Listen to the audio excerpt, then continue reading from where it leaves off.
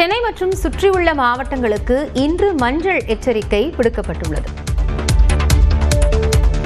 தமிழ்நாட்டில் இன்று 7 மாவட்டங்களில் கனமழைக்கு வாய்ப்பு இருப்பதாக சென்னை வானிலை ஆய்வு மையம் தெரிவித்துள்ளது.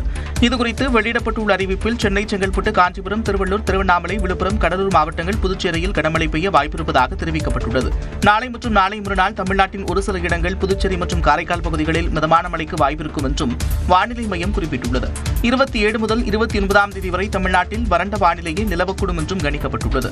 தமிழ்நாடு, புதுச்சேரியில் குறைந்தபட்ச வெப்பநிலை இயல்பை ஒட்டியும் இயல்பை விட குறைவாகவும் இருக்கக்கூடும் என்றும் சென்னை வானிலை ஆய்வு மையம் தெரிவித்துள்ளது.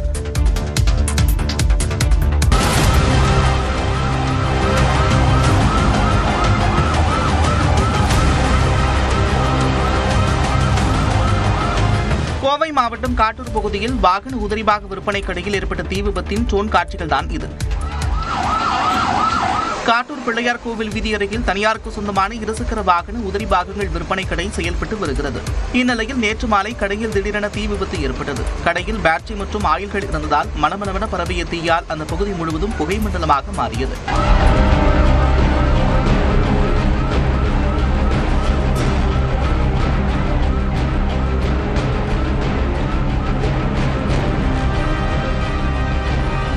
ஐந்து தீயணைப்பு வாகனங்கள், மாநகராட்சி தண்ணீர் வாகனங்கள் மட்டுமின்றி இந்திய விமானப்படையின் ரசாயனங்கள் மூலமும் தீயை கட்டுப்படுத்தும் பணிகள் நடந்தது.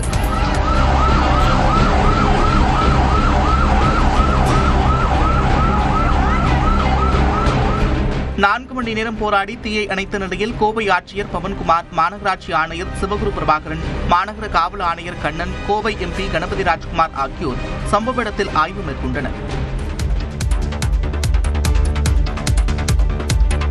தமிழ்நாடு சட்டப்பேரவையில் விபிஜி ராம்ஜி திட்டத்திற்கு எதிராக தனி தீர்மானம் நிறைவேற்றப்பட்டது.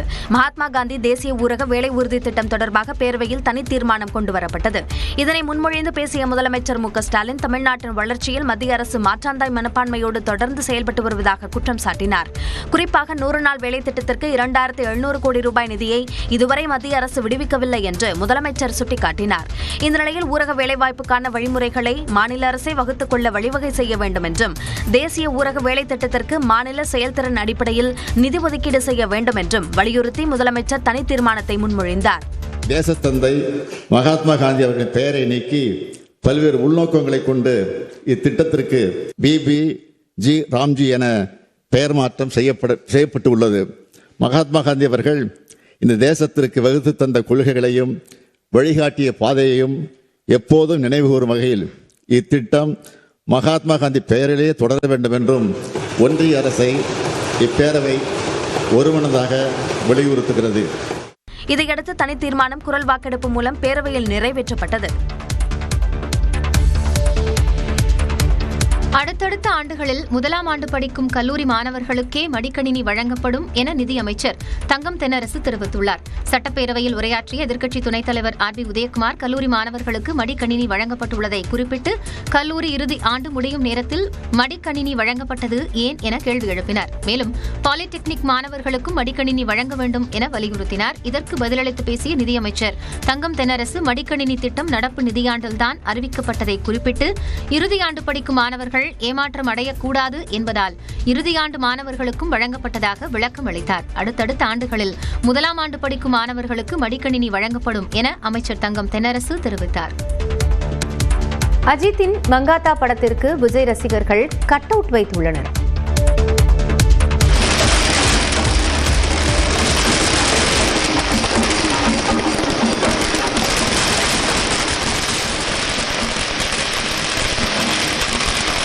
அஜித்தின் மங்காத்தா திரைப்படம் ரீரிலீஸ் ஆனதையொட்டி கோவை ரசிகர்கள் உற்சாகமாக வெடிபோட்ட காட்சிகள் தான் இவை.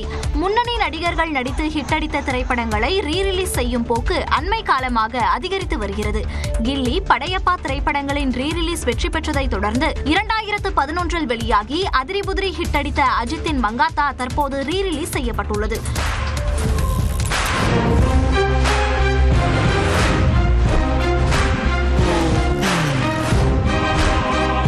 எங்க எல்லாரும் அவசரமா கொள்ள அடிக்கிறோம்.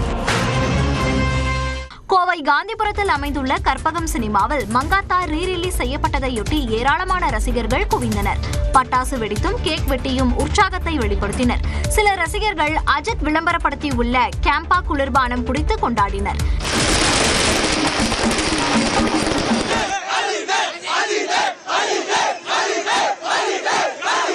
நெல்லையில் மங்காத்தா ரீரிலீஸ் செய்யப்பட்ட ராம் சினிமாஸ் திரையரங்கில் விஜய் மக்கள் இயக்கம் சார்பில் அஜித் விஜய் புகைப்படங்களுடன் கூடிய பிரம்மாண்ட கட்டவுட்டுகள் வைக்கப்பட்டுள்ளன. கறிக்கோழி பண்ணை விவசாயிகளின் போராட்டத்தால் கறிக்கோழி விலை கிடுகிடுவென உயர்ந்து 1 கிலோ சுமார் 400 ரூபாய்க்கு விற்கப்படுகிறது. கறிக்கோழி பண்ணை விவசாயிகள் கூலி உயர்வு கோரி கடந்த 1ஆம் தேதி முதல் தொடர் வேலைநிறுத்த போராட்டத்தில் ஈடுபட்டு வருகின்றனர். தமிழ்நாட்டில் நாளொன்றுக்கு 2.5 லட்சம் கிலோ இறைச்சி தேவைப்படும் நிலையில் பண்ணை விவசாயிகளின் வேலை நிறுத்தத்தால் கறிக்கோழி தட்டுப்பாடு ஏற்பட்டுள்ளது.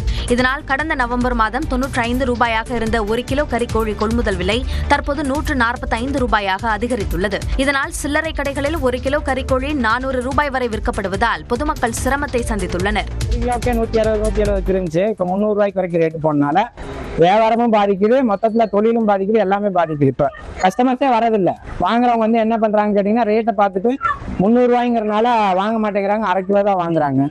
இதை கவர்மெண்ட் பேச்சுவார்த்தை நடத்தி சரி செஞ்சு கொடுக்குற வழி என்னமோ அதை பார்க்கணும். புரோட்டீன் அதிகம் உள்ள சிக்கனை தான் அதிகமாக விரும்புகிறாங்க. ஆனால் இந்த சிக்கன் எதனால் தட்டுப்பாடுங்கிறது யாருக்குமே தெரியல. இது முதலாளிகளாலேயா அல்லது இதை வளர்க்கக்கூடிய பண்ணையாளர்களாலேயாங்கிறது யாருக்குமே தெரியல. கேட்டால் விலை உயர்வுங்கிறாங்க. இதனால் பாதிக்கப்படுறது சாமானியர்கள் மட்டுமே.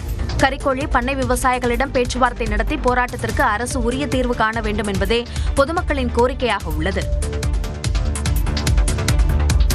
தங்கம் விலை காலையில் அதிகரித்த நிலையில் மாலையில் சற்று குறைந்தது.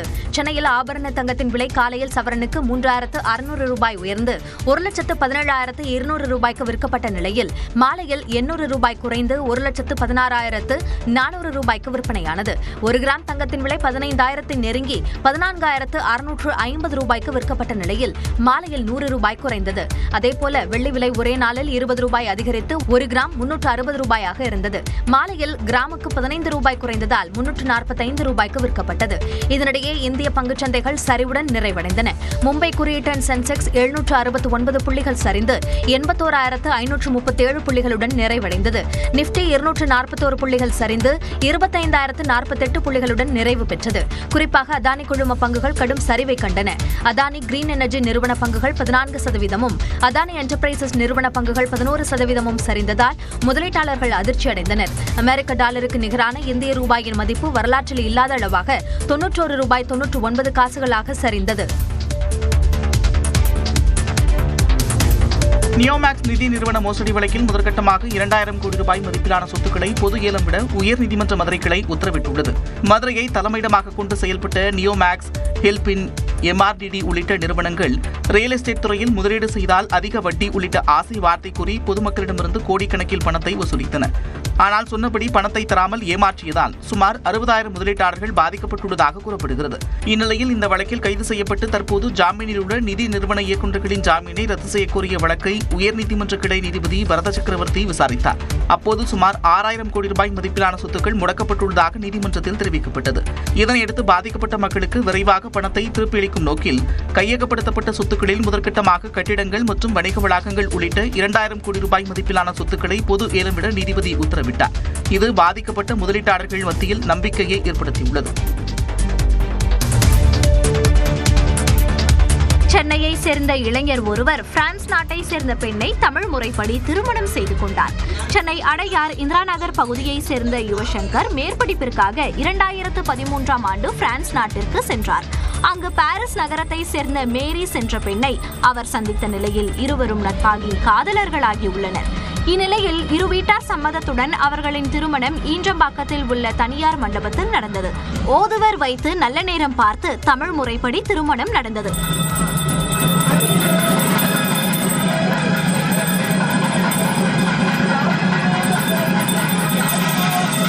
முதலில் தனது பெற்றோர் ஒப்புக்கொள்ளவில்லை என்றாலும் பின்னர் தனது காதலியை சந்தித்து பேசிய பிறகு திருமணத்திற்கு சம்மதம் தெரிவித்தனர் என்றும் மணமகன் தெரிவித்தார். இங்க நான் முருகர் கோவிலாண்ட போயிட்டு அவங்களை ப்ரொபோஸ் பண்ணேன். அவங்க என்ன ஏத்துக்கிற மாதிரி கேட்டேன். அவங்க என்ன ஏத்துக்கிறேன்னு சொன்னாங்க. அதுக்கப்புறமேட்டு ஒரு வருஷம் கழிச்சு கரெக்டா பிளான் பண்ணி இவங்க அம்மா அப்பா எல்லாரையும் கூட்டிட்டு இங்க நம்ம தமிழ் முறைப்படி கல்யாணம் பண்ணணும்னு எனக்கு ஆசை ரொம்ப நாளா. அதே மாதிரி தமிழ் முறைப்படி ஓதுவார கூப்பிட்டு நாங்க எனக்கு அவங்க ஆசீர்வாதத்தோட நாங்க கல்யாணம் பண்ணிக்கிட்டோம். பாரம்பரிய முறைப்படி திருமணம் செய்து கொண்டது மகிழ்ச்சி அளிப்பதாக மணமகள் கூறினார். உத்தரப்பிரதேசத்தில் போர்க்கால ஒத்திகை தத்ரூபமாக நடத்தப்பட்டது.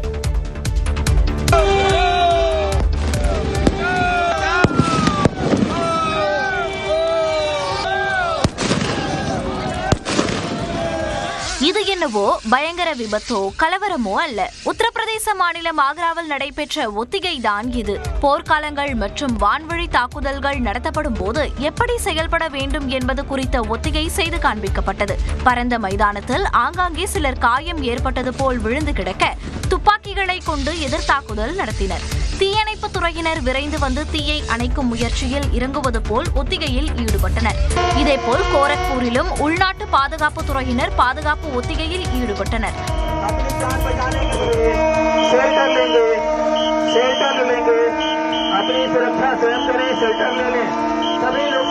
அப்போது மைதானத்தில் காயமடைந்து கிடப்பவர்களை தூக்கி செல்வது போல் அவர்களை தூக்கிச் சென்றனர்.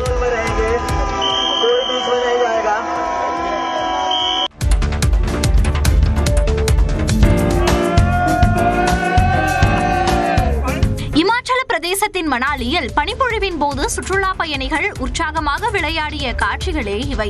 ஷிம்லாவில் சாலையில் நிறுத்தி வைக்கப்பட்டிருந்த வாகனங்களை பனி மூடியது. மழைக்கு குடைபிடித்து செல்வது போல பனிக்கு பொதுமக்கள் குடைபிடித்து சென்றனர்.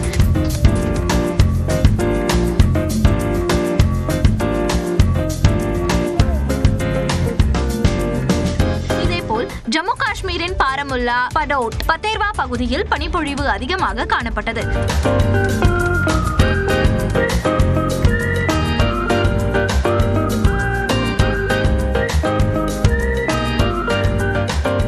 பட்காம், ஆனந்த்நாக் பகுதிகளில் வீடுகளின் கூரைகளில் பனி படர்ந்தது.